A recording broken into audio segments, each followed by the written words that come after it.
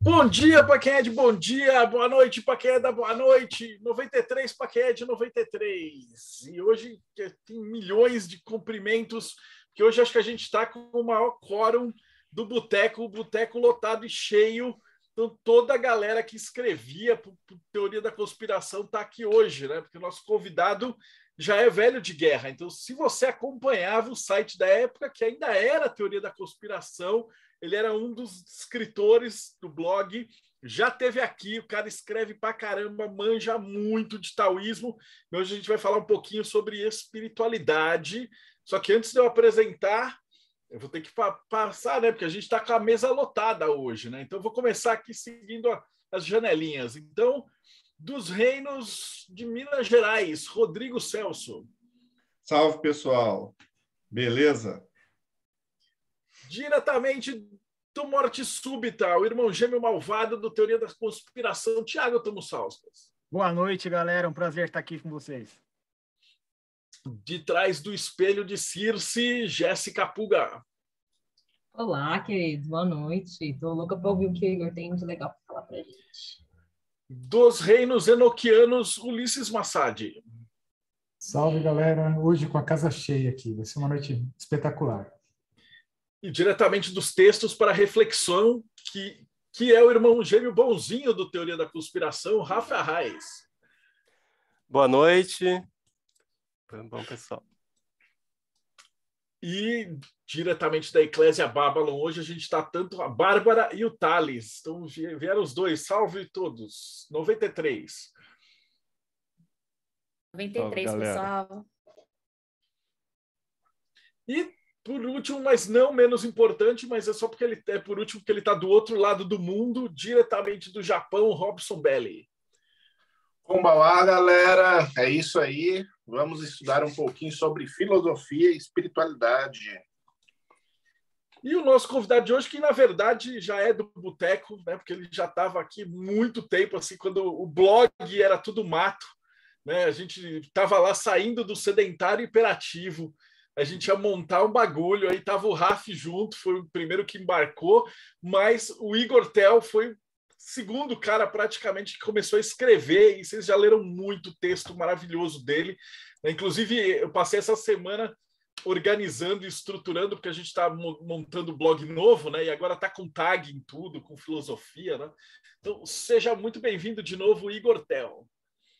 Valeu, gente. Obrigado. Obrigado pelo convite.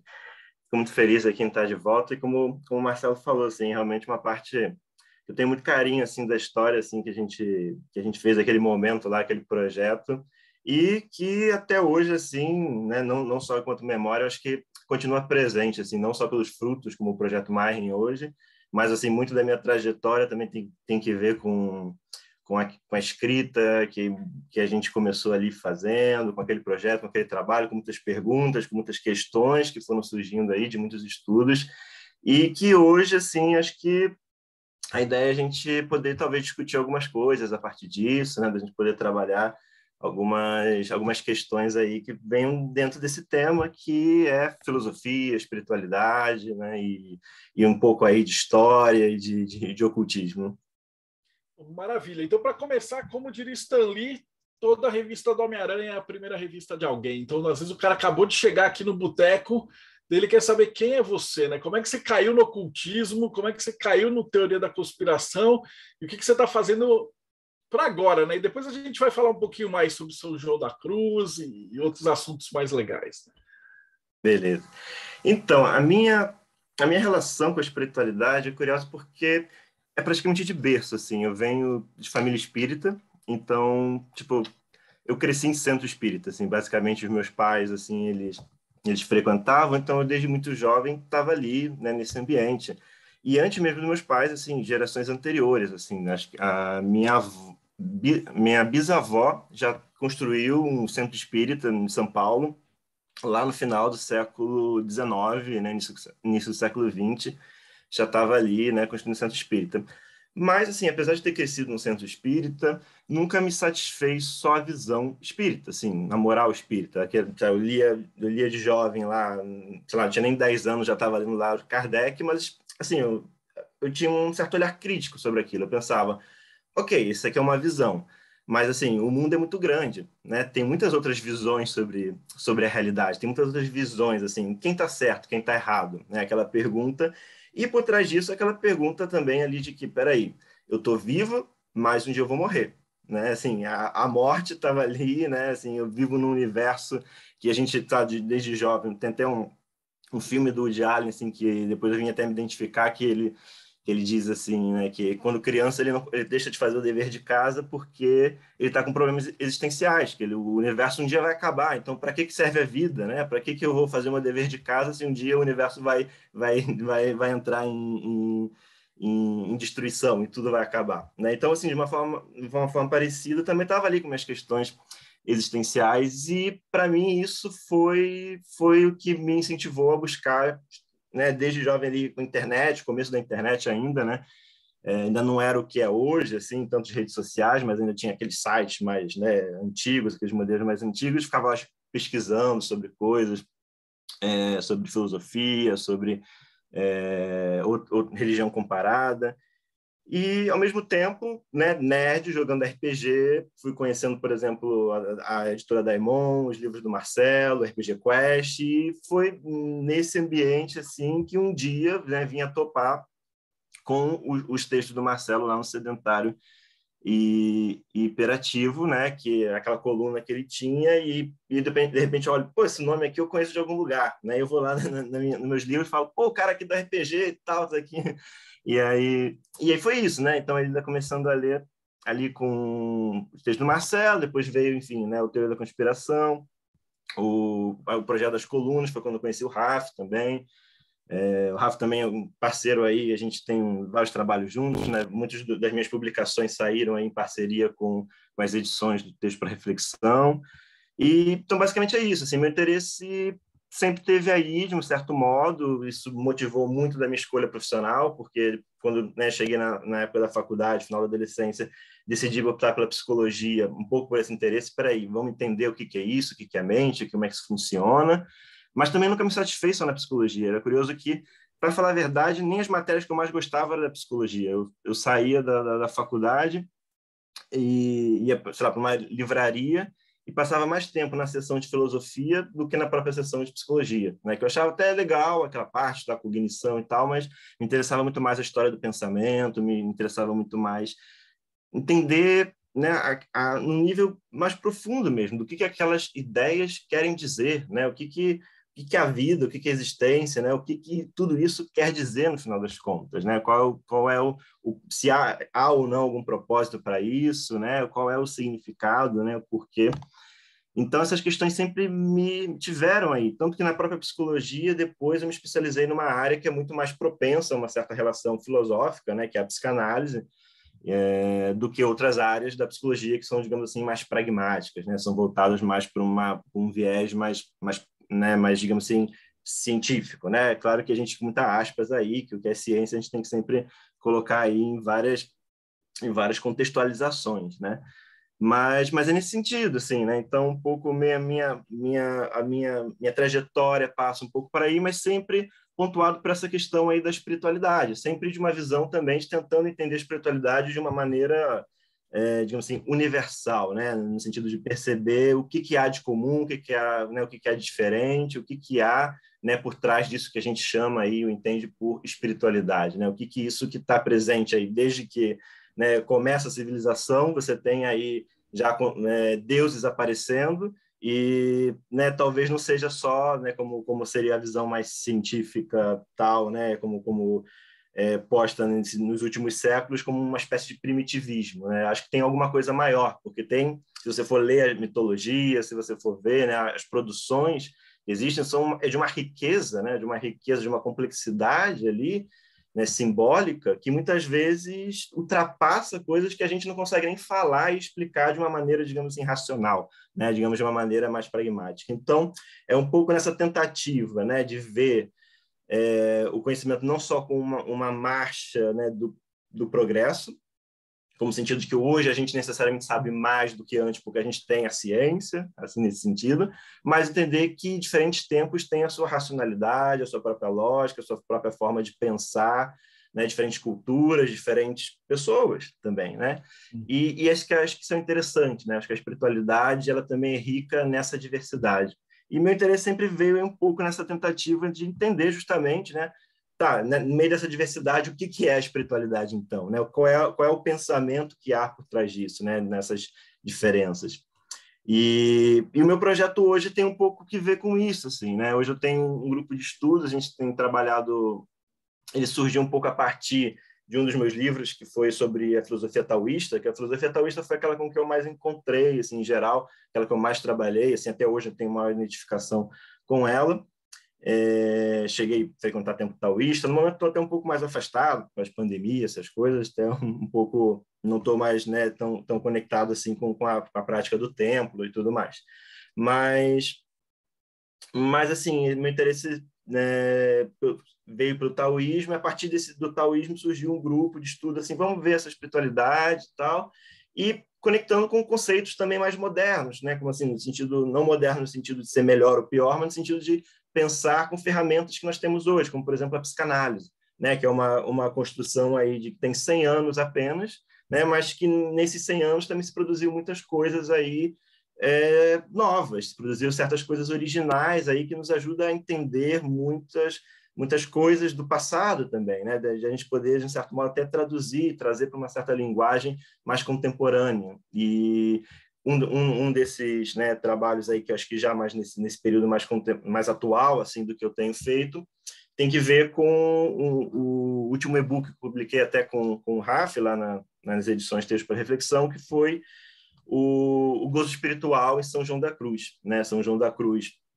esse personagem importante aí do catolicismo, mas também do misticismo cristão, né, espanhol, de Ávila, e que vai ter uma relação muito curiosa com o cristianismo, que parece, por vezes, até apesar de ele ser abraçado dentro aí, né, ele é um santo para o catolicismo, ele tem até umas posturas até heréticas, né, para o que seria a ortodoxia aí, né, do cristianismo.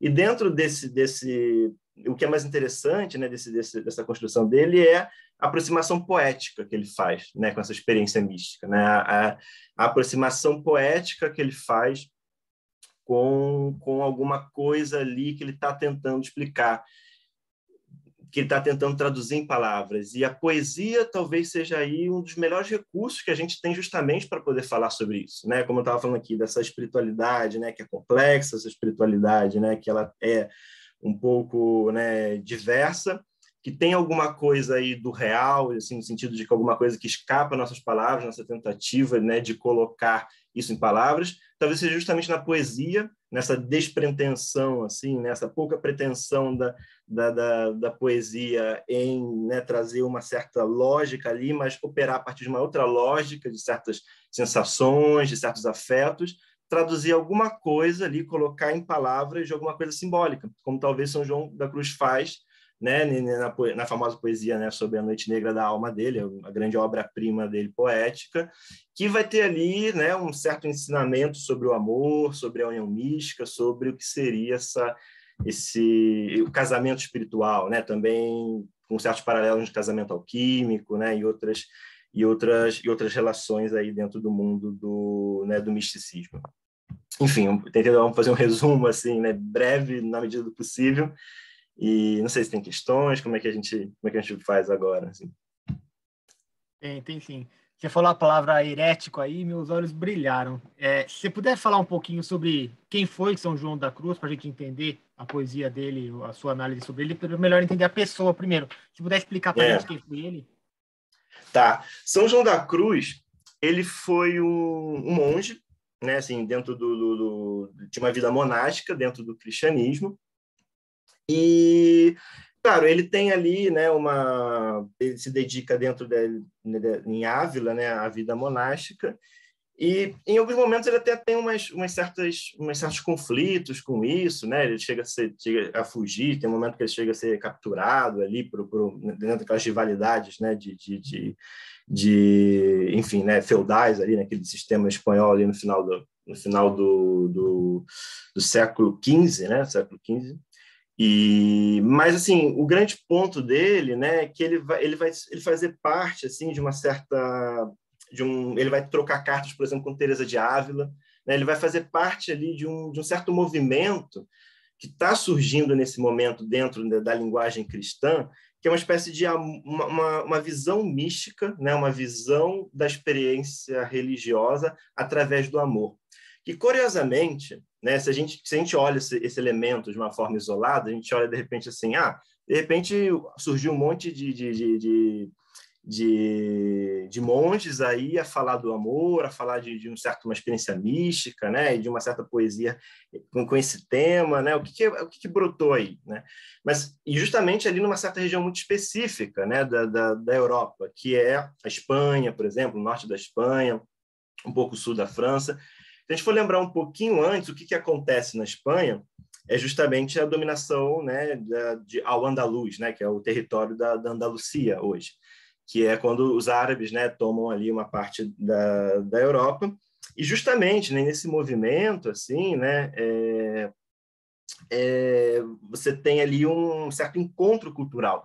E nesse encontro cultural, o que chega na Europa ali é o sufismo, né, o sufi, que tem justamente uma das bases do pensamento, né, essa ideia de uma espécie de um amor universal, né, dessa visão do amor como uma energia que transcende a todos nós, né? O amor como uma espécie de energia que perpassa a todos nós. Então, vai ter um filósofo que até faleceu recentemente, um pouquinho antes da pandemia, foi em 2019, um filósofo espanhol, chama Luis Racionero, que ele vai fazer um estudo dessa curiosa relação, né? Ele vai até interligar a chegada do sufismo na Europa com uma certa influência sobre o surgimento do amor romântico, né, que o Denis de Rougemont também vai fazer uma obra muito interessante, O Amor no Ocidente, né, sobre isso, mas uma certa influência do sufismo através desse amor místico, dessa visão do amor enquanto uma experiência mística, para influenciar, de um certo modo, né, essa espiritualidade europeia, surgindo com, por exemplo, né, o amor cristão, mas também ali uma certa ligação com o trovadorismo, né? O que é o trovadorismo? É uma forma específica de lidar com o amor, né? Porque a gente pensa, o que é o amor, por exemplo, né? O amor é uma palavra, né, que pode significar muitas coisas para nós, né? Tanto que os gregos tinham diferentes palavras para representar isso que a gente chama de amor, né?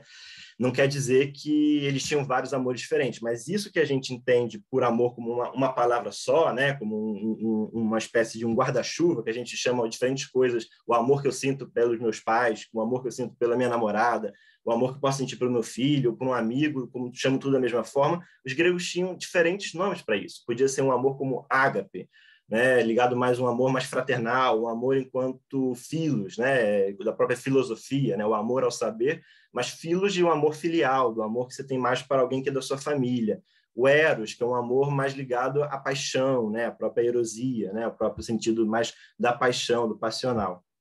Então, essa chegada ali, né, desse discurso do amor na Europa, ele entra um pouco na cultura e cria uma nova visão do amor ali, de uma forma de relação amorosa ligada a uma espécie de idealização, né, de uma idealização que passa por uma via espiritual, né, que se a gente for ver, né, por exemplo, os discursos trovadorescos que chegam até hoje, assim, a gente vê em histórias medievais, a gente vê, por exemplo, o cavaleiro, né, que vai salvar a donzela de um dragão, né? Uma donzela que é pura, uma donzela ali, né, virgem, intocada, tão superior a ele, que ele nem merece uma donzela tão pura como ela, uma donzela ali inalcançável. É curioso, assim, né, como ele vai descrever, né, essa donzela de uma extrema pureza, né, de uma extrema inalcançabilidade, né, de uma forma tão superior, que nada tem que ver com a história, por exemplo, das mulheres, de fato, na Idade Média, né? Numa cultura patriarcal, numa cultura marcada pela Igreja, a mulher não era, né, para nada vista, né, com essa, digamos assim, essa pureza toda. Então, por exemplo, o Denis de Rougemont, nesse livro O Amor no Ocidente, vai correlacionar isso a uma espécie de busca espiritual, né, onde, na verdade, são metáforas da alquimia, por exemplo, né, do cavaleiro que está em busca da donzela, na verdade, é essa busca do sujeito, né, do homem, pela sua alma, né, a alma ali, como essa alma com essa partícula divina, que de um certo modo vai estar ali, né? E é como se essa experiência, então, espiritual, de um certo modo, ela fosse, digamos assim, popularizada de uma maneira, né, nas canções populares, né, que vai dar vai chegar, né, essa versão religiosa, essa versão espiritual do amor, vai se transformar numa versão popular, que é o amor romântico, que vai gerar essa expectativa, né, dessas relações amorosas entre nós, em que a gente vai encontrar uma pessoa perfeita, uma pessoa incrível, uma pessoa que vai nos encantar, né, uma pessoa que não vai ter nenhum engano, e que quando a gente encontrar ela vai ser tudo perfeito, né?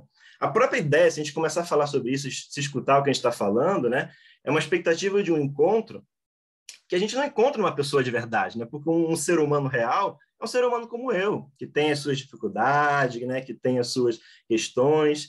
Que pessoa é essa, né? Que seu encontro vai responder todas as minhas questões, que vai preencher a minha vida, né? Que vai ser perfeita. Que tipo de encontro pode ser esse, né? Se a gente for pensar, é o encontro justamente com o divino, é justamente o encontro com alguma coisa, uma dimensão que seja transcendental, né? Então, é justamente esse aspecto, né, do amor que, de um certo modo, enquanto uma experiência religiosa, é transformado numa experiência, digamos assim, romântica, uma experiência comum em certas expectativas, né, que existiam dentro do que era uma união mística, se torna ali uma espécie de união buscada e que, de um certo modo, até hoje é glorificada nos filmes de Hollywood, né? Essa ideia desse amor romântico, que tem, na verdade, um caráter metafórico ali, tem um caráter simbólico, tem um caráter, se a gente for ver, alquímico. Okay, Igor, deixa eu só te interromper um segundo. Sim, quando ele escreve esses poemas, ele tem essa ideia de ser algo metafísico e tal, ou ele também estava buscando a Virgem? Ele é escrito com esse ponto de vista de alquimia mesmo? Então, aí quando todas essas ideias chegam ali, né, nesse universo cristão, o São João da Cruz é ótimo porque ele vai beber muito dessas fontes, né? A gente vê que ele, claro, não é uma coisa muito declarado, porque ele, enfim, não pode, né? A gente está pensando ali no cristianismo justamente onde, né, você tem ali Inquisição, você tem ali todo um contexto, né, em que a gente não pode, né, dizer, por exemplo, né, tem toda uma hipótese de que o São Francisco de Assis teve contato com o sufismo em algum momento também, mas em nenhum momento se fala sobre isso, né, porque o São Francisco de Assis já tinha toda uma questão lá de heresia com a igreja, porque ele tinha todo um questionamento da hierarquia dentro da igreja, que para a ordem dele, os franciscanos serem aceitos na igreja, ele já teve que abrir mão de muita coisa ali, né? Então, o São João da Cruz, a gente não sabe exatamente assim que fontes ele bebeu, mas a gente vê que tem uma certa correlação, um momento histórico ali. Quando o São João da Cruz escreve esse poema, que é um poema muito, muito belo, assim, que se fala sobre a noite negra da alma, né, que é muito interessante, que tem toda uma visão alquímica nisso, né, tem todo esse lugar de se mergulhar na profundidade, e na profundidade, né, no meio do lugar mais escuro, você vai encontrar uma luz, uma água, né, tem uma nova vida que vai ser trazida dali. O São João da Cruz vai descrever, então, dessa maneira simbólica, ele vai se referir a esse encontro com o divino como encontro com o amado. E ele vai escrever o amado com A maiúsculo. E é muito interessante, porque ele vai escrevendo o poema de uma maneira muito erótica. E uma maneira muito erótica para quem é um monge, né? Que é outro ponto, né? Que está ali num certo voto de castidade. Então, ele escreve assim, de que numa noite, de repente, ele sente um certo fogo tomar conta dele, né, numa noite ali, que é uma noite silenciosa, alguma coisa que perturbava ele, que ele não podia. E um detalhe, ele escreve numa perspectiva feminina, né? Então, assim, o eu lírico, né, a personagem, né, que o São João da Cruz escreve é uma personagem feminina. Então, é uma personagem assim como uma mulher que no meio da noite é assaltada por isso e vai de encontro, né? Vai em busca ali desse amado, né? E a descrição desse encontro, né? desse casamento, desse romance que se desenvolve, é extremamente erótico. Assim, ele fala dos fios do cabelo, da mão no pescoço, né? E, ao mesmo tempo, é uma coisa profundamente espiritual, né? Ao mesmo tempo que ele tem um tom erótico, assim, tem um tom erótico não pornográfico, mas erótico mesmo, assim, né? No sentido de uma certa sensualidade nesse encontro, ao mesmo tempo ele está falando com o encontro com esse amado, com A maiúsculo, que tem uma figura divina, né? Ele pode ser ali uma representação crística, né? Pode ser uma representação de Cristo, pode ser uma representação do próprio Deus em si, mas ele descreve ali como uma espécie de ato de amor, né? É um encontro que depende pelo amor. Sim, pode falar. Posso aproveitar agora, né, que você está passando por essa parte do amado. Você já falou aí do sufismo, já falou de São Francisco de Assis. Eu queria só acrescentar, né, como sufi, né, eu faço parte da Ordem Sufi Naqshband, já estudei Rumi, traduzo Rumi. Tem tudo a ver com a poesia de Rumi e outros sufis, realmente, né? Eles se referem a Allah como o amado. O Rumi várias vezes usa justamente essa palavra, e o Rumi veio antes de São João da Cruz. A ordem de São Francisco de Assis dizem que se chamava os irmãos menores, porque os irmãos maiores seriam os sufis que ele encontrou, né, ali na região do sul da Europa. Isso não tem como confirmar, mas eu acho que faz todo sentido também, até pela forma como eles se vestiam. Eles lembravam derviches, né? Porque o próprio Shams de Tabriz, para quem conhece a história de Rumi, que encontra com Rumi, ele se parece muito com São Francisco de Assis, de certa forma, se vocês forem parar para analisar. E acho que era isso que eu tinha para comentar. A outra coisa também que eu queria comentar, mais uma anedota, porque na poesia sufi, eles falam muito do vinho, que é proibido, né? O islâmico não pode beber vinho, né? Mas eles falam muito do vinho. Só que é o vinho que não se colhe da videira, que tem um poema de Rumi muito famoso sobre o giro sufi, que é o Sama, né? Então, nós estamos embriagados de um vinho que não se colhe da videira. Só que essa poesia foi traduzida para o Ocidente, chegou, eventualmente, nos Estados Unidos, chegou no Brasil também, e eu já ouvi falar, né? Já vi também vídeos de gente que declama a poesia de Rumi tomando vinho. Então, você vê como isso tem um paralelo muito grande com essa coisa do amor idealizado do trovadorismo, que chegou até hoje como uma coisa romântica, que é uma coisa que tem nada a ver, uma coisa que é espiritual. Se você não entende isso lá na fonte, você fica totalmente perdido. Você vai ficar recitando o poema de Rumi bebendo vinho. Não faz o menor sentido. Então, era só para comentar isso mesmo. E eu vi que um monte de gente levantou a mão só antes de passar a palavra. Até houve um comentário aqui do Felipe, o êxtase de Santa Teresa, e é justamente esse ponto, né? Porque esse encontro, né? O êxtase de Santa Teresa, que é uma escultura famosa, assim, onde você olha para a cara, para o rosto, né, da Santa Teresa representada nessa obra de arte. Agora não lembro o autor dela, mas você olha para o rosto dela, tem um prazer, tem um gozo ali, né? E essa que é a questão ali, tem um certo gozo. Por isso que até nessa publicação que eu fiz, é esse gozo espiritual de São João da Cruz, né? Esse encontro com esse amor que produz uma espécie de gozo, né? Uma espécie de gozo espiritual que, claro, não é pornográfico, né? Não é desse nível, assim, é de um encontro mesmo de uma certa erótica espiritual, né? Que vai estar um pouco aí transcrito nessa espécie de linguagem poética, né, do amor, né, que vai tentar descrever o encontro essa transcendência, esse encontro místico, né, não como o despertar de um sofrimento, né, digamos assim, de uma ascese, né, de uma prática de mortificação, como é tão comum na Idade Média, né, antes disso, mas justamente como um encontro, né, com alguma coisa ali de um certo júbilo, né, de um encontro místico e gozoso mesmo, né, porque produz ali um certo êxtase. Mas enfim, acho que outras pessoas para falar agora. A gente consegue fazer um paralelo então com o Cântico dos Cânticos, que também tem uma conotação bem nessa linha. Sim. Uma das inspirações é o Cântico dos Cânticos, né? Acho que o Cântico dos Cânticos ele tem essa conexão. E é interessante, porque tem todo um movimento, né, do cristianismo, se a gente for pensar no gnosticismo, por exemplo, né? O gnosticismo que não é gnosticismo para os gnósticos, né? Os próprios gnósticos não se chamavam assim, eles chamavam apenas cristãos, né? O gnosticismo é uma visão que a gente dá, um nome que a gente dá ao relê-los depois, né? Até por uma certa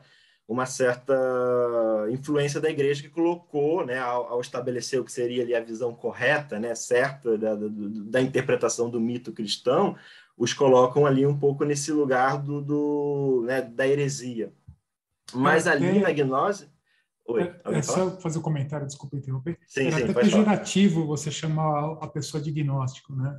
naquela O Plotino, Os ele heresiólogos tem colocavam encontros como sendo gnósticos, quase né? como um sabichão, né? Era um jeito de falar assim, ele tem uma sabedoria que é dele. Só eles Era entendem aquele pejorativo. negócio lá. É ótimo. Exato. O Plotino escreve, né, contra os gnósticos, por exemplo, né? O Plotino, como um neoplatônico, ele vai escrever o porquê que ele refuta lá o gnosticismo. Mas os próprios gnósticos, né, eles não têm esse aspecto, assim, eles não se viam nessa maneira, se viam apenas como cristãos. E um aspecto justamente do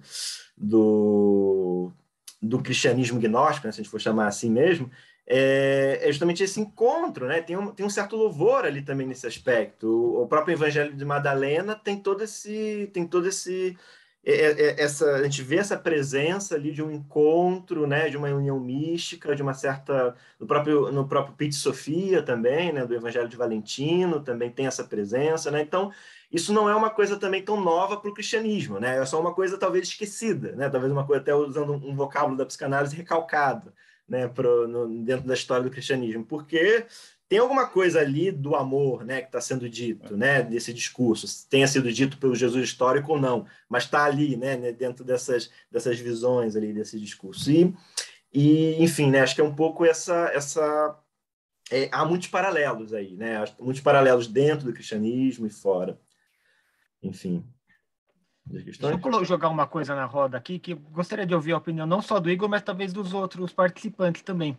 Essa pergunta que o Marcelo fez, será que ele sabia que era um símbolo, que era alguma coisa? Eu tenho uma opinião que eu mudei muito de opinião de uns tempos para cá, que é assim, não sei se a experiência é compartilhada com vocês, mas quando a gente fala dessa projeção do amado, da amada, da santa perfeita, do sagrado anjo do guardião, dessa idealização, às vezes a gente tem a impressão de que não é uma metáfora, de que é realmente um ser, de que é realmente uma mulher, de que é realmente um anjo, alguma coisa assim.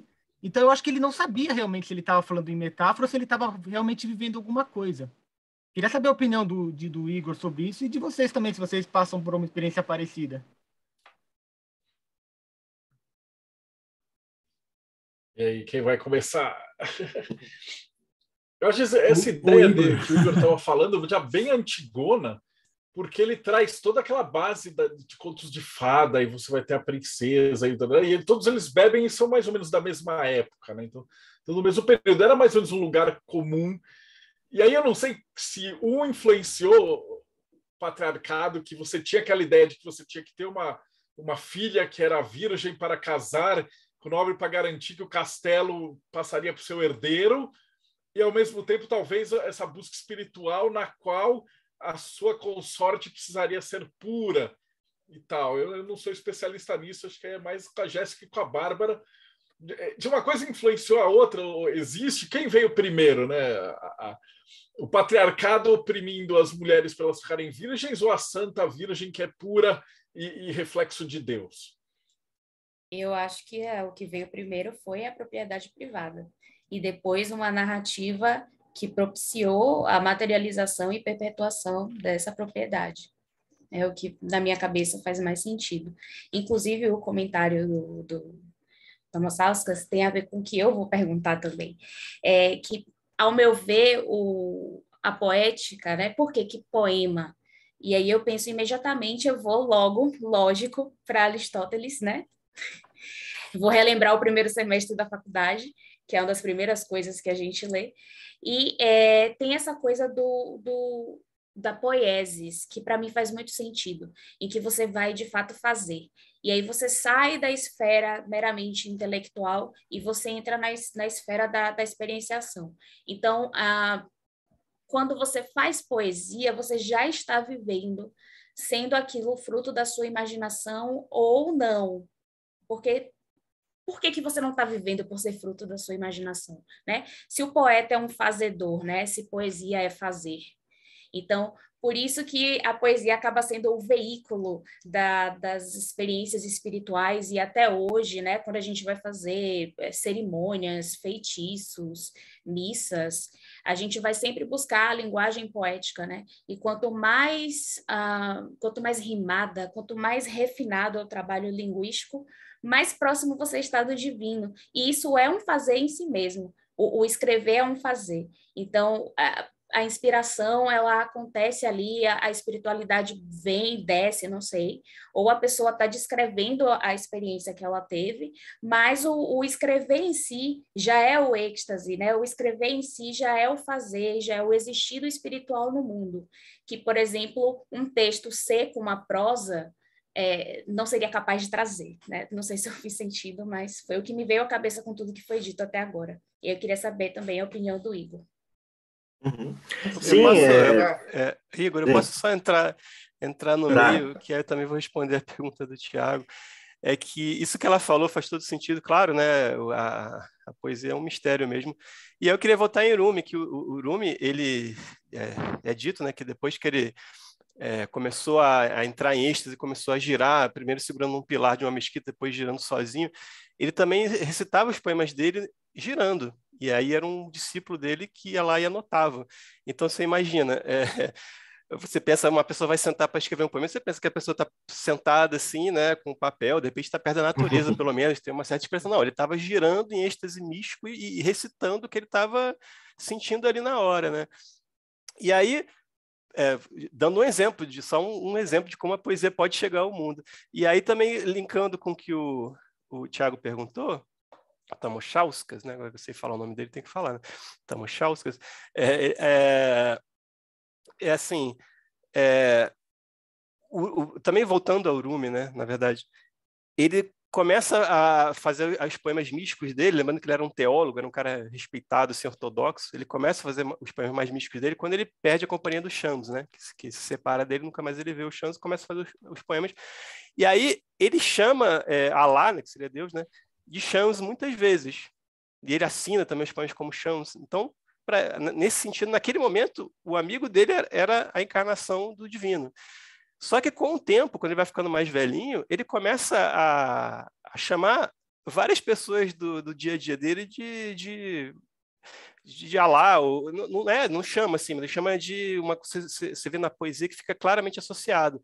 Então tem o açougueiro, sei lá, a pessoa ali da feira, todo mundo, sabe? Então acho que isso que o Tiago falou de se ver uma pessoa, eu não acredito que seja exatamente uma pessoa como uma pessoa única, mas talvez você comece a perceber a divindade em todas as consciências, em todos os seres vivos, talvez, né? Sai do dualismo, né?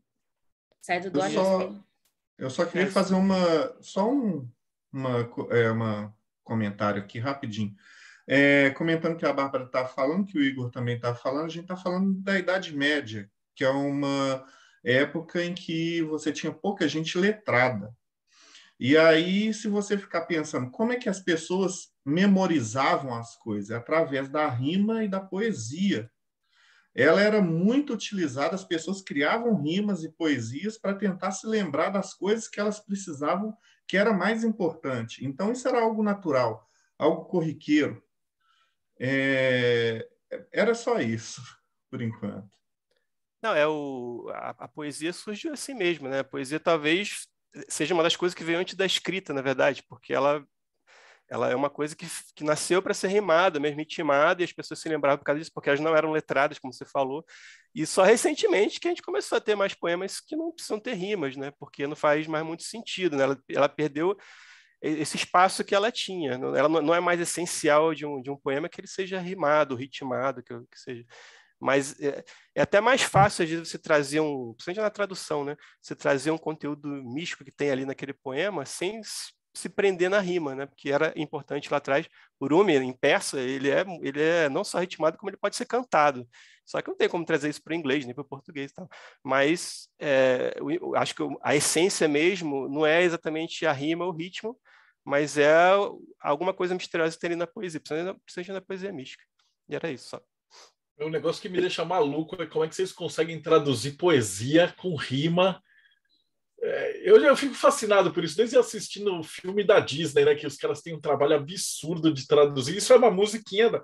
Agora, pegar um negócio persa, em árabe, aí vocês traduzirem de um jeito que rime, de um jeito que faça sentido, que carregue ainda o tom, eu acho um negócio maravilhoso. Por isso que eu sempre gosto de entrevistar dançarino, poeta, artista e tal, porque é um negócio que, para mim, eu sou um zero à esquerda nisso e eu acho que é uma faculdade humana maravilhosa, cara. Para depois ainda ser chamada de traidor, sacanagem, né? Na internet tinha um poema da Divina Comédia rimado, que era a coisa mais linda. E só comentando um pouco, né, o que a Bárbara tinha colocado, tem uma autora que eu acho muito interessante, justamente para pensar esse lugar da poesia, que é a Maria Zambrano. Ela é uma filósofa do século XX, filósofa espanhola, esteve durante muito tempo fora da Espanha, porque ela fez um alto exílio na época da ditadura, né? Então ela só retornou depois e, enfim, faleceu em 91, faleceu no início dos anos 90, mas ela vai propor, justamente até recuperando o Aristóteles, né, que você tinha comentado, ela vai propor a razão poética, né? Ela vai pensar justamente assim, que existe uma razão poética, existe um logos poético, existe uma racionalidade na poesia também, porque a gente muitas vezes cria uma certa...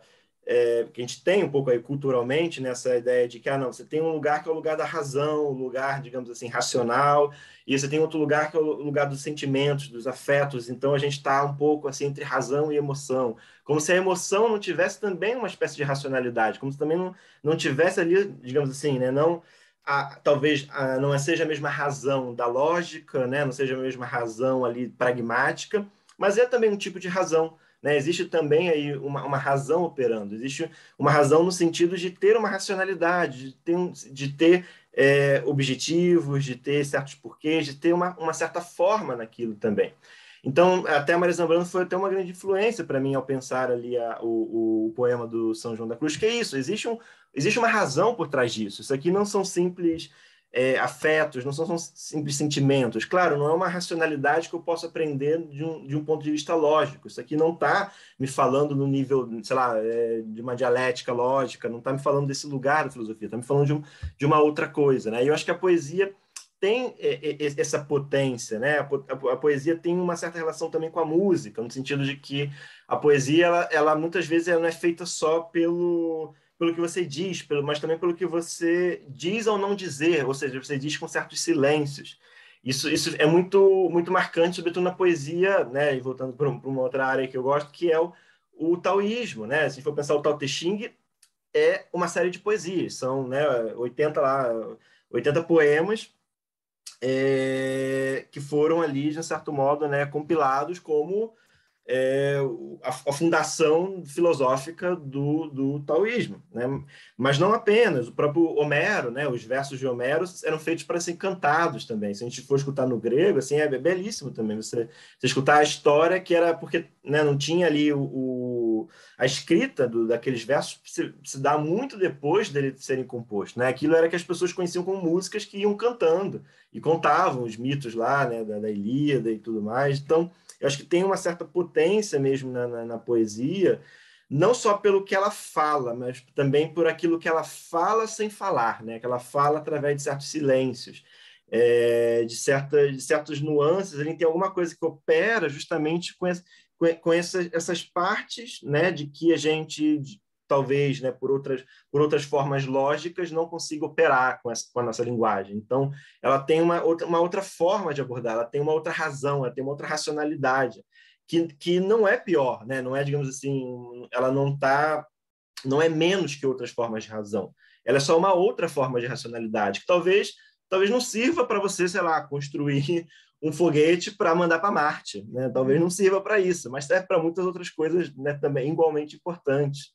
Inclusive Então, a rebeldia, né, no contemporâneo, há muitos séculos, você sair do maniqueísmo, do instrumentalismo e pensar naquilo que foge da ciência, que é o que, no fim das contas, nos torna holísticos, né? Sim. Acho que outras pessoas querem comentar também, Eli? O Robson... Ele está simultado. Bom, eu ia mencionar, e agora eu vou arrastar a Rota da Seda toda para cá, Ásia. Eu vou falar dos salmos bíblicos, são formas de canções. Eu vou ter que falar da Tábua da Esmeralda, que é uma forma poética também de se falar sobre hermetismo e alquimia. Eu vou falar sobre a yoga e o próprio sistema tântrico. E vou falar sobre os sistemas taoístas que envolvem a questão da sexualidade e da espiritualidade. Essa questão da sexualidade, desse erotismo, dessa relação erótica entre eu e o sagrado, não é nova na Idade Média para o europeu. Enquanto que no mundo mais antigo e asiático, vindo para cá, né? Vamos falar Índia, China e todo... Nós temos uma relação muito profunda dessa sexualidade, desse erotismo que foi demonizado pela igreja, em grande parte, que é uma relação de amor e não é apenas um amor que é, vamos dizer assim, elevado ou puro no contexto mais cristão da palavra. E sim, existe realmente um desejo, uma intenção, algo muito mais forte ligado a isso. E a gente vê que nas filosofias, como o nosso amigo mencionou, o taoísmo, né, o Tao Te Ching, livro maravilhoso, que tem uma relação muito profunda. Desde os textos, até mesmo de Confúcio, quando ele fala sobre ritualística, e vamos falar de um cara mais moralista que Confúcio, é difícil, ele fala sobre sexualidade, ele fala sobre essa intenção, esse desejo pelo sagrado, de uma forma também poética, e os chineses são muito poéticos nesse termo, nessas questões. Todo o livro, os livros sagrados deles são poesias, né? Então, assim, eu vejo que talvez para o europeu isso seja algo novo, mas quando a gente vem de linhagens mais antigas e orientais, como o sufismo, como o taoísmo, como a própria linhagem indiana, a gente vê isso muito presente, né? Então, não seria, eu acho que foi até tardio a manifestação disso na cristandade. Acho que falei um pouquinho demais, mas era esse o comentário que eu tinha para tecer a respeito. E acho que até... Posso só adicionar uma coisa ao que o Robson falou antes? Claro. Eu acho muito interessante que eu vou até puxar para um outro ponto, né, que me interessa também, que é o ponto de que é justamente aí também que a gente pode entrar com a psicanálise, né, entender o que o Freud fala, por exemplo, né, que a gente tem essa visão do senso comum de que Freud interpretou tudo como sexual, né, Freud tudo sexualizou, né, tem até inclusive essa rixa, né, entre o Freud e o Jung, que o Jung ele tenta tirar ali, por exemplo, a questão da libido, né? Que eles têm essa rixa entre eles. Por Freud, ele fala, não, a libido é essa força motriz, né, do ser humano, você tem essa força de uma raiz sexual. E o Jung vai dizer, não, a energia não é sexual, a energia é espiritual. A sexualidade é uma das manifestações de uma energia, na verdade, que é cósmica, né? Então, assim, você tem digamos assim, esse misunderstanding entre os dois, né? Eles não se entendem aí nessa questão, que é, no fundo, uma questão energética. Eles estão discutindo ali uma questão da energia, né? Da energia psíquica, né? Dentro ali da linguagem, né? Científica, né? Tentando ali dialogar com a ciência no início do século XX, mas é interessante, né? Porque o Freud ele ficou justamente famoso por essa ideia de que tudo seria sexual, né? Quando, na verdade, assim, o que a gente pode entender também do Freud, na verdade, é que ele se deparou justamente com esse aspecto erótico de uma certa realidade, né? Digamos assim, o Freud ele vai até construir isso melhor além do princípio do prazer, ele vai criar uma ideia de que existiriam duas pulsões, a pulsão de vida e a pulsão de morte, a ideia de que existe uma pulsão de Eros e uma pulsão de Thanatos, né? Ele vai até fazer uma referência à mitologia grega para se referir a isso.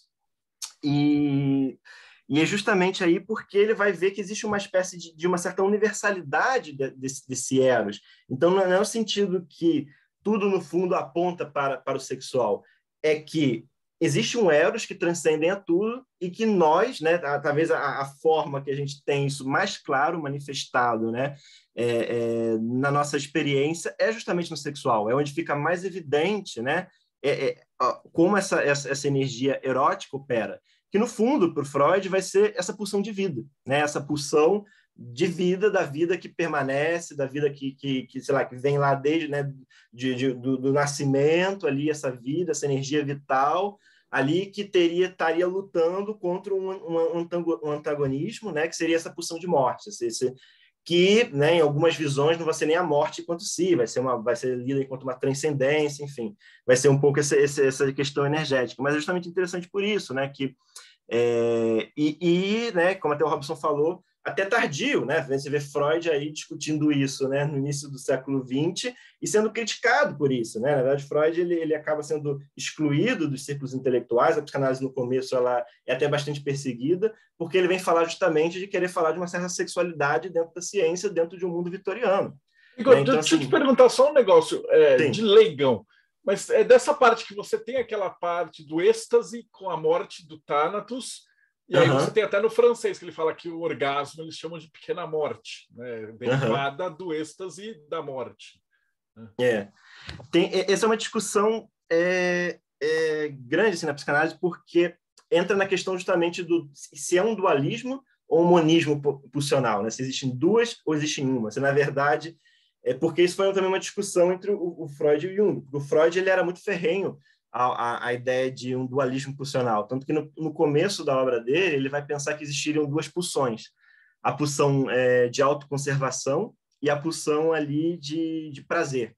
Então ele vai pensar que a gente teria duas tendências, uma ao prazer e outra à autoconservação. Então eu vou fazer isso porque isso é bom, isso me dá prazer. E a outra pulsão que diz, espera aí, mas isso talvez não é tão interessante para mim, deixa eu dar um passo para trás que eu posso colocar em risco.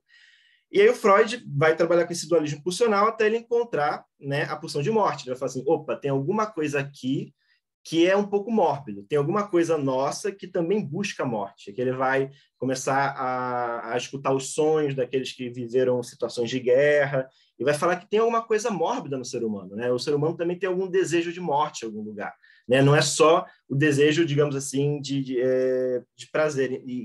Então ele vai unificar essas duas categorias, né? As pulsões de autoconservação e as pulsões ligadas ao prazer, né? Ele vai unificar com pulsão de vida. No final das contas, essas duas coisas servem à vida, e haveria aí uma outra pulsão que seria a pulsão de morte, né? Então ele volta com o dualismo, ele escolhe uma pulsão para fazer um dualismo outra vez. O Lacan, né, que é um psicanalista que vai ler a obra do Freud, vai fazer uma complexa releitura, que vai falar, olha só, né, eu acho que o Freud aqui estava meio obsessionado aí com o dualismo, quando existe aí, na verdade, né, a pulsão de vida e a pulsão de morte, no fundo, ela fala de uma mesma coisa, né, que é a categoria do gozo, né, que é a categoria justamente dessa... que aí liga justamente com esse aspecto, né, até do que a gente vinha falando antes do São João da Cruz, né, dessa experiência de que o prazer e a morte, muitas vezes, existe um curto-circuito aí, né? Existe um curto-circuito entre experiências de prazer e muitas vezes experiências dolorosas, né? A gente vê muitas vezes no masoquismo, mas não apenas, né? Você tem ali tem experiências que entre prazer e dor não fica muito claro do que se trata, né? Então o que o Lacan ele vai tentar unificar isso, ele vai justamente criar um conceito para a psicanálise, o conceito de gozo, que seria aquela única substância que a psicanálise admite, a ideia de que no fundo o que a gente tem aí, né, é uma experiência gozosa, né? Então seja no prazer ou na dor, o que a gente tem é uma experiência de gozo, né? A questão é como você goza, né? Cada um vai gozar à sua maneira e a questão é ver se você está contente com as maneiras que você goza, se no final das contas esse gozo não te faz mais sofrimento que outro. Mas em algum aspecto essa ideia de que sim, né? Em um aspecto tem a pequena morte, por exemplo, né? Você tem um elemento aí de que o prazer também ele joga com seus limites. Só para encerrar mesmo assim esse comentário, o filósofo que eu acho que vai mais trabalhar isso, assim, que vai ser uma grande influência para o Lacan, mas acho que é o grande assim que trabalha bem essa questão, é o Jorge Bataille, né? Que foi conhecido como filósofo maldito, porque ele trabalhou questões aí justamente mórbidas. E ele vai propor essa ideia, assim, ele vai ter uma teorizações muito interessantes sobre religião, sobre o sagrado. E o Bataille ele vai trazer justamente essa questão de que o prazer ele tem que ver, muitas vezes, com uma certa transgressão. Ele tem uma certa ideia com um limite, né? E o prazer está sempre ligado ali com uma experiência de proibição, né? E em uma certa medida você depende de alguma coisa ali que você achava que não era possível, então você tem a sensação de superação, ou realmente foi proibido, foi alguma coisa assim, então você tem o prazer ali de fazer, né, alguma coisa ali que ninguém, né, que não poderia, mas você está fazendo. Então, tem um certo... A transgressão, ela faz parte aí, digamos assim, da nossa economia psíquica. E a gente pode ler até a transgressão, em certa medida, como também aí né, uma superação mesmo, assim, né? Digamos, esse aspecto mais místico mesmo, de tentar romper com certas barreiras da nossa percepção, né? Da nossa linguagem, daquilo que, de um certo modo, encapsula o gozo, né? Acho que o Huxley fala muito disso naquele livro das Portas da Percepção, né? A mente, de um certo modo, a realidade, ela é muito mais do que a gente consegue ver. O que o nosso cérebro faz é filtrar essa experiência, né? Então, tanto que você tem experiências de drogas, né? Que abre as portas da percepção, abre as portas para um gozo, né? Que é maior do que a gente, às vezes, de uma certa maneira, encapsula, né? De certos modos. Então, acho que é aí que está, né? Como é que a gente abre as portas do nosso gozo, de um certo modo? Como é que a gente lida com certas transgressões, né? Com certas aberturas? Acho que tem alguma coisa que seria por aí, nessa discussão do gozo, né? Da pulsão de vida, da pulsão de morte, ela vai muito por esse caminho, né? Eu vou fazer mais um comentário do que uma pergunta, mas aí puxando até por esse assunto que você colocou agora, é até interessante quando a gente olha, por exemplo, dentro de Telemann, dentro da figura de Baphomet, que vai ser o leão-serpente, ele vai trazer dentro de si exatamente a vontade de morrer e a vontade de viver simultaneamente no mesmo ser arquetípico ali, representando praticamente que o ser humano ideal, o andrógeno primordial. E dessa questão da linguagem poética, e aí puxando até para um exemplo até mais recente, que a gente tem também dentro do contexto de Telemann, a gente teve o Jack Parsons, né, aí na década de 40, que morreu, se explodiu, né, no início da década de 50, mas dentre a obra que ele deixou, assim, tem o Liber 49, que teria sido o livro lá que ele teria recebido, e um poema que não necessariamente fica claro em que momento que ele recebe, porque na verdade esse poema acaba sendo achado depois na íntegra, ele é achado depois da explosão. Mas ele busca de uma maneira poética, ele acaba ali trazendo uma reformulação de conceitos que o próprio Crowley havia definido. E é interessante porque o Crowley, provavelmente da galera que está aqui assistindo no Mayhem já ouviu falar em alguma coisa sobre Telemann. Ele tinha uma questão sexual muito forte na produção dele, independente de ser considerado, se você considera ou não, ele sagrado, ele tinha, mas de certa forma ele até reformula, tanto que o próprio Nascimento de Bábano, que ele vai trazer ali ele vai alternar a hora ali a persona que está sendo falada, uma hora vai ser o masculino, outra hora vai ser o feminino, mas esse feminino vai estar sempre ali portando um feminino ativo, vigoroso, que está buscando, almejando alguma coisa, que está transcendendo alguma coisa que o autor ali, enquanto escriba ali, se travava. Mas é interessante ver como é que essa continuidade da linguagem, das figuras, né, vão se passando no decorrer do tempo e se mantém perene aí, né, no decorrer principalmente a forma da poesia que a gente já falou aqui, que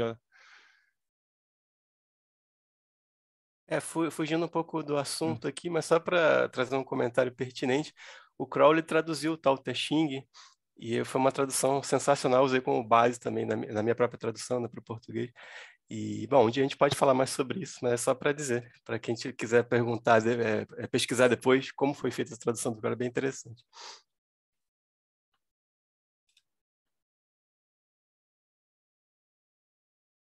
Sou eu.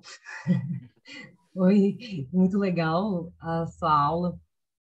Quando eu vi o tema, assim, eu estava pensando que essa coisa da filosofia da espiritualidade é uma coisa que tem bastante a ver comigo, assim, que eu acho que o que me levou a pensar em espiritualidade, a princípio, foi a filosofia. Eu acho que eu nunca entendi muito bem qual era exatamente a linha que divide as duas. Para mim é uma coisa meio tênue ali, né? E acho que um dos livros, assim, que me abriu muito para isso, que falando em linguagem poética, é O Profeta, né, do Khalil Gibran, que eu gosto demais, e quando eu li esse livro, para mim, ele foi extremamente espiritual, né? Ele me abriu para questões, pensar coisas. E na época eu fui fazer um curso de filosofia e eu cheguei lá e eu queria conversar sobre esse lugar do mistério que a filosofia me traz, sobre essa abertura do filósofo de, a princípio, entender que tudo é possível, né? E eu acabei me deparando com um academicismo dentro da filosofia que é muito racional, que ele é muito restritivo, sabe? Então, foi uma coisa que me deu um baque, assim, eu nem consegui terminar o curso, e daí isso que acabou me jogando mais, assim, para esse lugar da espiritualidade, porque era o que eu estava interessada em relação à própria filosofia. Então, para mim, se a filosofia é o fato de você pensar no seu próprio ser, não tem como isso não ser espiritual, porque as duas coisas são isso, para mim, é a mesma coisa, né? Mas o que você acha sobre essa dualidade, assim, dessa questão? Uhum. Tem um autor que vai falar justamente sobre isso, que é o Pierre Hadot, um autor francês. Ele tem uma obra que vai se dedicar sobretudo sobre... Bom, tem muitas ali, livros diferentes, mas ele vai gerar muito em torno sobre as questões que ele chama de exercícios espirituais, né, na filosofia antiga, principalmente na Grécia Antiga. O que ele vai defender, né, o Pierre Hadot? O Pierre Hadot, inclusive, é uma influência muito grande para o Foucault depois. O Foucault que vai pensar a história da sexualidade, que vai pensar também aí o cuidado de si, né, essa relação. Mas o Pierre Hadot ele defende que na Grécia Antiga todo aquele papo filosófico, no fundo, é um papo místico, né? Ele vai dizer assim, o que é que estava discutindo ali é o cosmos, é a nossa ligação com o cosmos. Se a gente for pensar os estoicos ali, então, toda aquela história lá de que agora está um pouco esse papo meio capitalista, neoliberal, de você ser um empreendedor, de você aceitar, não sei o que você aguenta ali, da sua vontade, não se frustrar. Existia uma filosofia por trás disso, né, que às vezes é esquecida, que é esse lugar de que existe uma grande ordem, existe um grande logos do mundo, que você é apenas uma pequena parte dele, né? Então tem uma conexão cosmológica por trás disso. Então o que o Pierre Hadot vai dizer é que existe na antiguidade uma série de exercícios espirituais, de práticas espirituais, sobretudo ascéticas, né, de uma ligação ascética, que vai com o tempo se transformando, né, numa filosofia mais centrada na questão do saber, né? Então, assim, você tem o que o Foucault chama, no passado, que é o cuidado de si, que é mais a filosofia como uma prática de si, como uma prática, digamos assim, hoje a gente chama de autoconhecimento, mas isso não é talvez a melhor palavra para a gente se referir a isso, mas você tem uma prática de si, de um exercício de si, que vai pouco a pouco se transformando, né? Isso tem que ver aí com a chegada do cristianismo, com a escolástica, com o desenvolvimento um pouco da filosofia, que vai migrando para um lugar de que a grande questão, né, se a gente for pensar da filosofia na modernidade, por exemplo, o que é o conhecimento, né, o que é o que o Sócrates já falava também. Você tem até o Teteto, né, que é aquele texto do Platão, que ele cita lá o Sócrates falando sobre o que é o conhecimento. Mas você também tem o Sócrates falando sobre o cuidar de si mesmo, né, de como os jovens podem ter uma alma. Então você tem toda uma discussão ali na filosofia que quanto mais você vai voltando, mais místico vai ficando, né? Você vai pensar os ritos órficos, né? Todos aqueles pensamentos que vão chegar para o Platão. Platão tinha uma certa herança do orfismo. O próprio Pitágoras, né? O próprio pitagorismo, né? Que vai pensar matemática, vai pensar música dentro de uma ordem cosmológica, que vai chegar também para o Platão. O Platão vai beber muito dessa fonte, tanto que dizem que ninguém entrava na escola de Platão sem saber geometria. E sem saber geometria, qual geometria? A geometria de Pitágoras, né? Então, assim, e qual era a geometria de Pitágoras? É a geometria da música das esferas, é aquela cosmologia toda, né? Da ideia de que você, através do número, a matemática, ela é uma arte também, assim, digamos, mágica, né?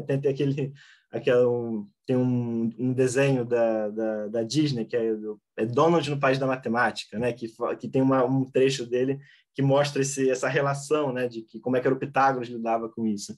Então, a filosofia antiga, né? Como você falou, ela tem realmente, assim, ela está com os dois pés dentro da experiência mística. Eu ainda tenho até uma hipótese, tenho uma opinião, assim, de que o Sócrates, né, de um certo modo, ele vai estar bem nesse momento, né, de transição. Se a gente for olhar o Aristóteles, por exemplo, o Aristóteles é muito, muito ligado a uma espécie de racionalidade mais como a gente tem hoje na ciência, né? Por exemplo, o Aristóteles vai falar de que talvez o Pitágoras nem nunca existiu, né? Porque ele está muito ligado a essa espécie de raciocínio que, peraí, deixa eu ver quais são as evidências, como é que é a racionalidade disso, né?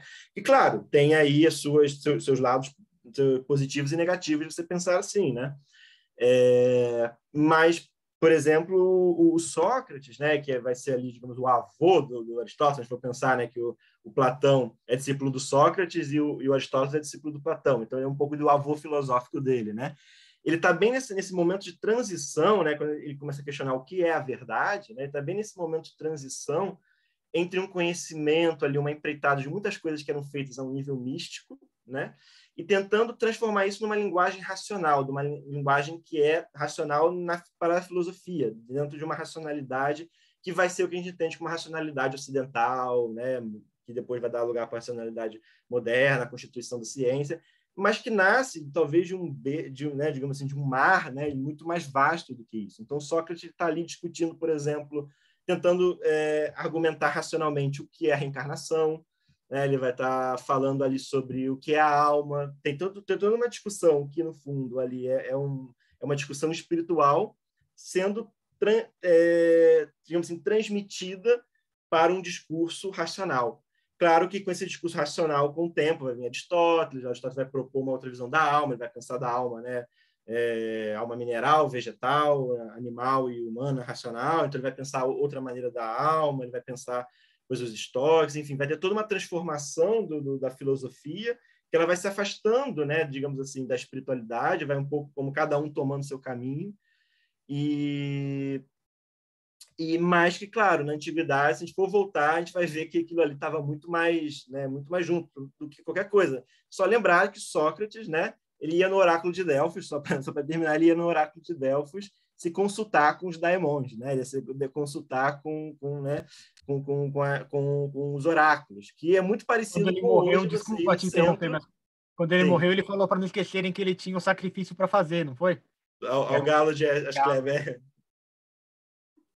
Então, assim, essa experiência do Sócrates é muito parecida a você hoje ir num centro para você consultar aí, né, com os espíritos através de experiências mediúnicas. Então, Sócrates ele está nesse universo ali de uma certa espiritualidade. Eu queria comentar só que durante muito tempo eu achei que Asclepio era um sujeito lá de Atenas e ele estava devendo um galo mesmo.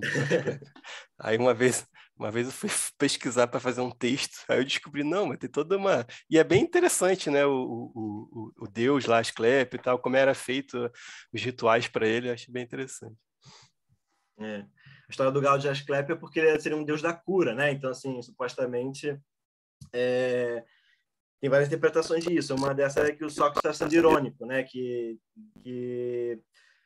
o Deus não poderia salvá-lo, né, da morte, porque ele estava sendo condenado à morte, né, pelo crime de corromper a juventude, por induzi-los a filosofar, né? E aí ele falaria isso como um ato irônico, assim, de que paga um galo a Asclepio porque ele estaria ali, né, digamos assim, ele não poderia salvar da morte. Ou, há uma outra interpretação, que paga um galo a Asclepio porque, na verdade, eu estou me libertando da vida, né? Seria já uma outra visão de um Sócrates que, na verdade, está falando assim, agora eu não... Porque todo o discurso, né, desse texto, final, é o Fédon, a imortalidade da alma, né, o texto do Fédon. Ele está falando sobre que para ficar todo mundo calmo, está todo mundo chorando, né? Está todo mundo ali passando mal porque o Sócrates vai morrer, ele está muito sereno, né? Ele está lidando com muita tranquilidade com o fato que ele vai morrer, ele está dizendo aqui, porque a alma é imortal. Fica tranquilo todo mundo aí, que daqui a pouco eu volto. Ele está quase falando isso, assim, né? Então, tem essa dupla visão, assim, né? Ou... Ele acabou de tomar a cicuta e ele tem alguns segundos de vida. Esse diálogo é nos últimos segundos de vida do Sócrates. Exatamente. Oráculos de Delfos, então, é o primeiro terreiro de macumba que nós temos conhecimento, pelo jeito. Deve ter até antes, né? Acho que deve ter o galo, muitos antes. Nossa, a peregrinação para Delfos é muito louca. Se você procurar, tipo, o processo que era para a pessoa chegar em Delfos, é um negócio muito doido. Mas a gente precisa promover urgentemente esse casamento poliamoroso dos saberes de novo, porque a vida com certeza era muito mais colorida quando a gente era permitido enxergar de uma maneira mais holística, né? E leiam a Hermenêutica do Sujeito de Foucault, que é maravilhoso. Ô, Igor, deixa eu te perguntar, esse não é o único livro que você tem com textos de reflexão, né? Quais são os livros que você tem? Tá, o texto que eu tenho, com alguns textos para reflexão, eu tenho O Caminho da Natureza, que foi um texto que eu trabalhei a filosofia taoísta. Tem o Filosofia do Vazio, que foi um pequeno livro que eu escrevi lá naquele contexto da pandemia, trabalhando sobre a ideia de vazio. É um tema que eu quero voltar, né? Eu pretendo voltar ele em breve a falar sobre ele. não sobre a categoria do vazio, quero falar mais sobre a categoria do silêncio mesmo, mas que eu Só trabalho um pouco de taoísmo. Só para dizer que o Filosofia do Vazio provavelmente é o seu livro mais lido, porque ele está gratuito e é bastante baixado lá na Amazon, tá? E tem e-book de graça, quem quiser baixar lá. Eu sempre recebo comentários dele. Então, nesse livro eu falo um pouco dessa ligação com o vazio que está presente ali, né, no taoísmo, no budismo e na psicanálise, né? Um pouco traçar uma história ali, né, muito breve. E depois tem o Como Freud Interpretava os Sonhos, que é um texto, para mim, assim, que eu gosto bastante dele, porque justamente eu falaria um pouco como é que Freud, de fato, interpretava os sonhos, né? O que é o simbólico para ele ali dos sonhos, né? E que eu acho que é bastante interessante, que a gente entende bastante o que é a psicanálise a partir disso, não por acaso Freud começou a psicanálise pela interpretação dos sonhos. E tem o Gozo Espiritual em São João da Cruz, né? Eu acho que são esses. Não sei se eu estou me esquecendo de algum, o Rafa vai me lembrar. Você tem livros de contos também, né? Que estão na Amazon e-book. E eu queria te fazer uma pergunta, aproveitando. Você lançou alguns livros que você depois retirou de venda, inclusive um que chamava Segredos do Taoísmo, que era um dos livros mais baixados, né? Mais do que esse Filosofia do Vazio, tá? Foi. Queria que você explicasse por que você resolveu tirar os livros de venda? Alguns eu tirei porque eu já não sei, assim, eu já não concordo mais com algumas coisas que estavam colocadas e eu prefiro reescrever elas num momento assim, né? Não quero endosá-las mais da mesma maneira. E eu acho que o Segredo do Taoísmo é um deles. Assim. O Segredo do Taoísmo é um livro que, por acaso, acho que ele teve um sucesso aí, um pouco minha revelia, assim, porque hoje eu falo assim, eu não gosto muito da abordagem que fiz ali. Eu acho que eu fiquei, no final das contas, eu fiz uma abordagem muito pragmática daquela questão.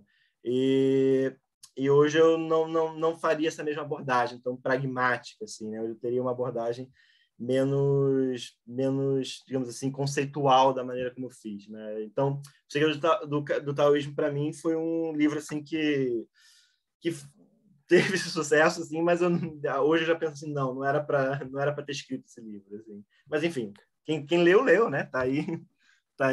E tem alguns e-books também gratuitos que são em parcerias, né? Então eu escrevi com o Igor e alguns amigos, entre eles o Caio, que já veio aqui no meio, o livro chama Questões para a Vida e a Morte.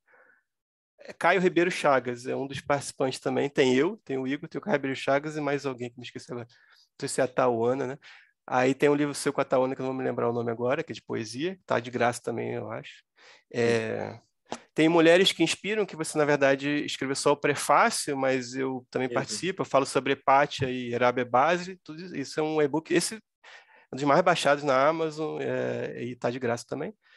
E a gente tem também um projeto muito lá atrás, que a gente falou de política com um amigo nosso, Alfredo, que é Entre a Esquerda e a Direita, que é interessante para quem quiser começar a entender melhor, né, as vertentes políticas e tal. É bem didático. Tá de graça também. Que ficou faltando a pergunta mais importante da noite, né, Igor? Que é como é que a gente te acha? E mais importante ainda, né? Como é que a gente compra os livros? Essa é meio pro Rafa e pro Igor, né? O Rodrigo, então, ele tá jogando dinheiro na tela, não tá acontecendo nada. Por enquanto, dá para me encontrar no Instagram, porque eu não sei até quando vai existir essas redes sociais assim. Eu tenho o @cuide.se, cuide.se, no Instagram. Tem o meu contato aí, os textos hoje eu tenho publicado mais ou ali no Instagram, textos curtos assim, ou no Medium, né? Até aí o Medium também é só jogar Igor Tel lá, né? Tal como meu nome e sobrenome é fácil de achar. Tem o meu site, igortel.com.br, que também ali é onde tem ali mais uma referência dos meus livros. Não sei se está atualizado, tenho que ver. E a maioria dos meus e-books estão aí publicados, né, com parceria lá com o Raf, então, tanto na página dele lá dos livros, né, do texto para reflexão, são encontráveis, assim como na Amazon também, né, muitos deles estão publicados. Você pode entrar em raph.com.br navegar, ou então botar /TPR também, raph.com.br/TPR, aí navega lá que você vai acabar achando. O que é mais fácil, na verdade, é você buscar por Igor Tel na Amazon. Qualquer coisa põe entre aspas duplas, que aí vai achar só o Igor Tel e ninguém que tenha sobrenome Tel, vai ficar mais fácil. E aí a gente está aproveitando que está passando a limpo todos os textos, tem um monte de texto do Igor, né? A gente tem a tag lá, Igor Tel, de autor, e depois eu vejo com você e com o Rafa, para vocês colocarem jabá dos livros de vocês lá em matéria. Está ficando tão bonitinho o site novo e tão organizado que eu acho que vai valer muito a pena colocar assim, o que é cada livro, o que tem dentro, onde é que compra e toda essa parte. E para quem está assistindo aí, escutando aqui embaixo, depois eu pego com o Igor, com o Rafa, e a gente vai colocar todos os links para vocês acharem facinho tudo. Então, vamos, a gente já está chegando quase no final. Deixa eu ir de trás para frente agora, então. Robson Belli, considerações finais, perguntas? Palestra muito interessante, que aborda um tema que muita gente tem medo de falar. Ainda é um tabu muito grande, não deveria, né? Essa questão tão importante que é essa busca pelo divino, independente da via com que ela se manifeste. E parabéns, Igor, não conhecia seu trabalho ainda. Já estou seguindo você lá no Instagram e já peguei alguns dos seus livros da Amazon. E como é que a gente acha vocês do Enoquiano? Eu pergunto para o Ulisses agora também, ele vai se despedir, ele explica. Bom, tem o enoquiano.com.br, entra lá vocês vão em contato e ali tem um link para o nosso grupo de discussão, lá vocês podem entrar, perguntar o que quiserem. Sejam bem-vindos. Então, Ulisses Massad, considerações finais. Poxa, muito bacana a entrevista aí com o Igor. Igor, você é uma enciclopédia, rapaz. Esse bate-papo aqui de 1 hora, a quantidade de assuntos que a gente abordou aqui, de filósofos, de pessoas e de uma série de coisas, dá para ver que o teu conhecimento é bem amplo. E, Marcelo, aqui cada dia está melhor, né? Hoje a gente está com uma turma grande aqui, os participantes... cara, e parece que tem muita gente, só que só fica melhor. Parece que vai ficar bagunçado e tal, mas não, cada um faz uma pergunta melhor que a outra e eu estou abismado. O Igor também, por ele ser dos primórdios do Teoria, ele tem direito garantido na mesa, assim. Então, se ele não tiver nada a fazer de terça e quinta, é só ele entrar que ele já faz parte da equipe aqui, né? Ele sempre fez, né? Sim, com certeza. E as meninas dando uma surra na gente na hora de fazer as perguntas aqui, né? Parabéns para elas também, que bom ter elas aqui. É isso, cara. É maravilhoso. E por falar em meninas, Bárbara, me fala um pouquinho o que é a Eclésia Babylon. A Eclésia Babylon é uma instituição religiosa sem fins lucrativos, nos quais nós temos os 3 pilares, né? O Código do Iluminismo Livre, o Gnosticismo e Telema. E nós somos, claro, o nosso foco central é o culto devocional a Babylon. Então, se vocês quiserem conhecer um pouco mais ou acessarem esse maravilhoso mundo de Telema a partir de Babylon e a partir de uma vivência mais ligada ao culto, ao devocional, a uma comunidade religiosa, busquem a gente. A gente tem o site que é www.4gsanctuary.com. Lá, além da Eclésia Babylon, vocês encontram algumas outras informações e algumas outras instituições associadas. E, além disso, vocês também podem falar diretamente comigo no Instagram, que é @vestanox, como está aqui, só que sem os pontinhos. É vesta.nox, Nox normalzinho em Yoshi. E também, estamos nos visitando também das meninas. Jéssica Puga, como é que a gente acha o Espelho de Circe? Bom, Espelho de Circe, é só entrar no nosso site, www.espelhodecirce.com.br. A gente está sempre criando conteúdo, artigos, a gente está agora começando a fazer nossos conteúdos em vídeo, que vai ficar bem legal também. E a gente tem reuniões que a gente faz a cada 15 dias, um grupo de mulheres, um grupo de homens.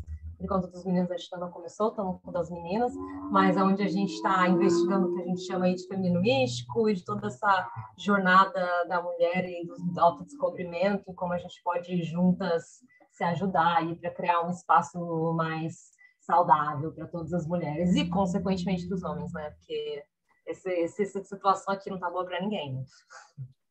Maravilhoso. E Rafa, como é que a gente chega? E principalmente o Rafa é o cara responsável por editar esses livros e tudo, textos para reflexão, né? Isso, texto para reflexão. Eu sou um cara que escreve um blog, o blog se chama Texto para Reflexão. E aí você me acha em raph.com.br. Mais ou menos desde 2013 eu virei uma editora, não sou uma editora real, na verdade eu trabalho com autopublicação, né? Então eu traduzo muitos grandes autores no domínio público, tenho os meus livros também. E aí o Igor, quando ele publica na conta dele, né? O grande computador celeste lá também, que está na sua conta, por exemplo. Então não é uma empresa, mas a gente simula que é uma editora, porque fica mais bonitinho assim, mas eu sempre gosto de dizer que não é formalmente não tem CNPJ, digamos assim. E eu queria dizer uma coisa que aconteceu aqui. Antes da entrevista de hoje, tem um pessoal aqui com o próprio Robson, acabou de falar, não conhecia o Igor, né? E aí eles estavam tentando conhecer o Igor ali no grupo do Mayhem, no Telegram. E alguém falou alguma coisa que eu achei sensacional, que ele falou assim, basicamente ele ajuda as pessoas a cumprir a verdadeira vontade. Então acho que é um baita elogio isso, né? Não foi você, Robson, que falou? Acho que foi mesmo. Você vê que é verdade. Quando você falou isso, na hora eu falei, puxa, mas é isso mesmo. Eu conheço o Igor há muito tempo, ele estava se formando ainda, ele tinha um cabelinho engraçado. Eu lembro, quando ele escrevia os primeiros textos, ele colocava assim, Igor Tel, estudante de psicologia e tal, faz muito tempo. Pois é, você vê que ele leu bastante coisa. Então, uma das razões que eu não falo muito de psicologia no meu blog é porque eu acho que o Igor já está falando, sabe? Então, eu acho que ele me complementa muito bem, assim, a gente tem essa parceria. A gente não escreve tanta coisa junto, mas eu edito coisa dele, quer dizer, ajuda a publicar coisa dele, né? E a gente está sempre conversando, a gente tem muitos amigos em comum também lá no Rio de Janeiro, né? E é um cara sensacional. Acho que, daqui a 10 anos não sei nem onde ele vai estar, né? Porque a gente tem uma diferença de idade, né? É inegável. Então, tipo assim, lógico, há 10 anos atrás ele sabia muito menos coisas do que ele sabe hoje, mas imagina como ele vai estar daqui a 10 anos, né? Se hoje ele já está, né, surpreendendo uma galera aqui, imagina daqui a 10 anos.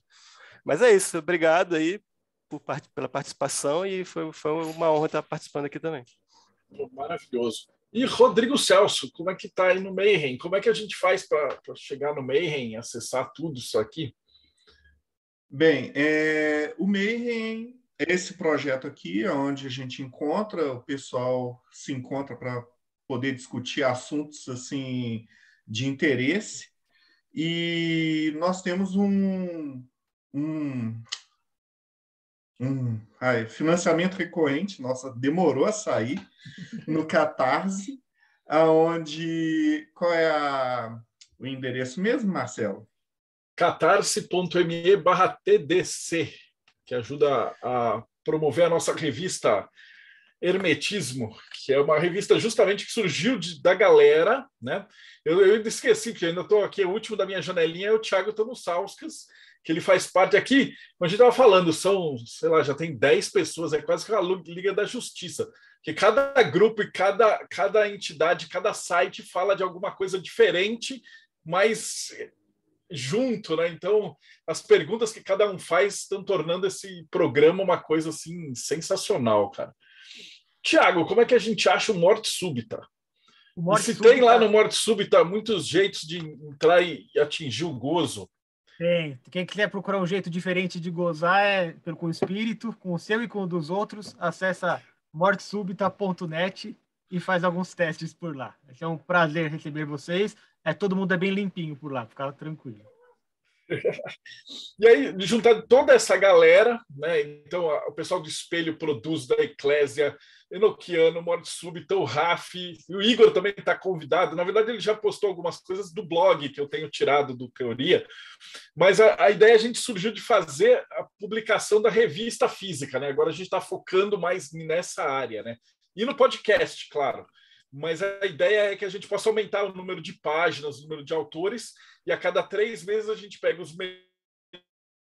melhores textos de cada um desses sites que você ouviu aqui, né, escrito por esse pessoal, e está compilando os melhores textos. Né? Então, a cada 3 meses vem aí um monte de texto legal de Telema, de Sagrado Feminino, de religiosidade, o que você imaginar, hermetismo, cabala, tem de tudo lá. Então é catarse.me/TDC.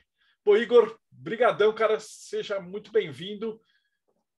Suas considerações finais.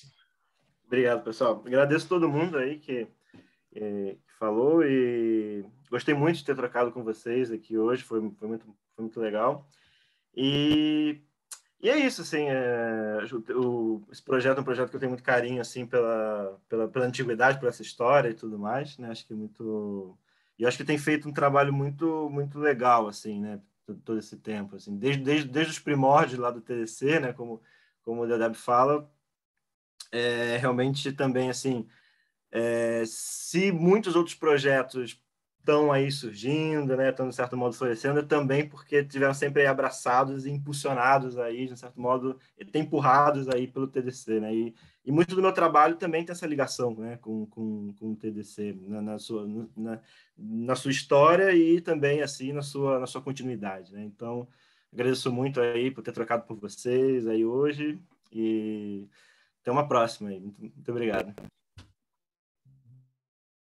Bom, maravilha. E eu deixei para o final, eu devia ter falado lá no começo mesmo, mas a gente não aprende ainda. A gente vai chegar no episódio 300 e se você acompanhou, tem que fazer como o Thiago falou, traz o algoritmo trabalhar para a gente. Então dá like, segue o canal, aperta o sininho, porque eu vi isso numa outra palestra, que fala assim, você está indicando para o YouTube que você gosta de conteúdo assim, e aí o YouTube vai poder recomendar mais conteúdos desse jeito para você. Então, os links de todo mundo aqui está aqui embaixo na descrição. Segue o canal, dá like, põe o sininho e a gente se vê aí de novo no próximo Boteco do Mayhem.